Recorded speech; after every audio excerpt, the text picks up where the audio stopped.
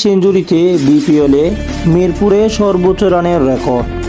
কুয়াশা মোড়ানো শীতের দুপুরে মিরপুরে ব্যাট হাতে ঝড় তুললেন ওসমান খান। চট্টগ্রাম কিংসের এই ওপেনার হাত ধরে আসরের সপ্তম ম্যাচে প্রথম সেঞ্চুরি দেখা পেল চলতি বছরের বিপিএল। 13 ও 6 ছক্কা মারে 62 বলে 123 রানের ঝমকার ইনিংস খেলেন ওসমান। পাকিস্তানি এই ওপেনার ঝড়ু ব্যাটিংয়ে 219 রানের বড় সংগ্রহ পেয়েছে চট্টগ্রাম।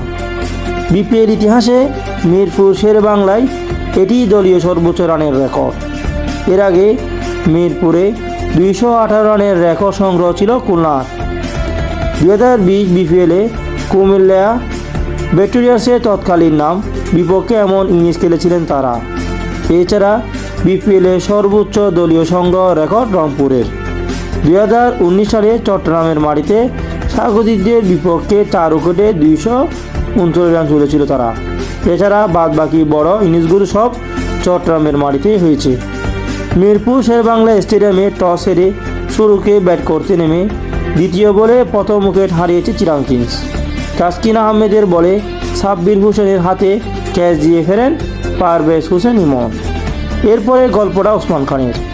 দুর্বার রাজশাহীর বোলারদের উপর জড়ো বয়ে দিয়েছেন পাকিস্তানি এই ওপেনার।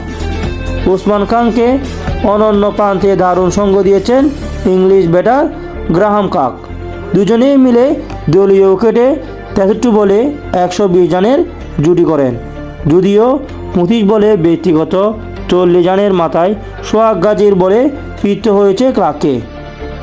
তৃতীয় উইকেটে মোহাম্মদ মিঠুনকে নিয়ে 63 রানের ঝড়ু ওসমান নিজের নামটাও তৎক্ষণে ফিরেছেন সেঞ্চুরির পথে। শেষ পর্যন্ত ম্যাজিক ফেরা মিলেছেন 48 বলে বিপিএলের কেরিয়ার দ্বিতীয় শতক হারান। 23 সালে বিপিএলে চট্টগ্রাম চ্যালেঞ্জার হয়ে খুলনা টাইগার্সের বিপক্ষে সেঞ্চুরি হাঁচিয়েছেন ওসমান খান। আর চিটাগং কিংসের হয়ে দুর্বার রাজশাহীর বিপক্ষে 3 অঙ্কের ম্যাজিক অঙ্কে ফেলেন ওসমান। শেষ পর্যন্ত ওসমান খান থালেন 62 বলে 123 রানের মাথায় তাসকিন আহমেদের শিকার হয়ে।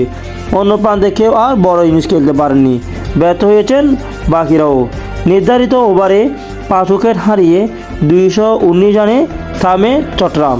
দুর্বার রাজশাহীর হয়ে সর্বোচ্চ 2টি উইকেট নিয়েছেন তাসকিন আহমেদ।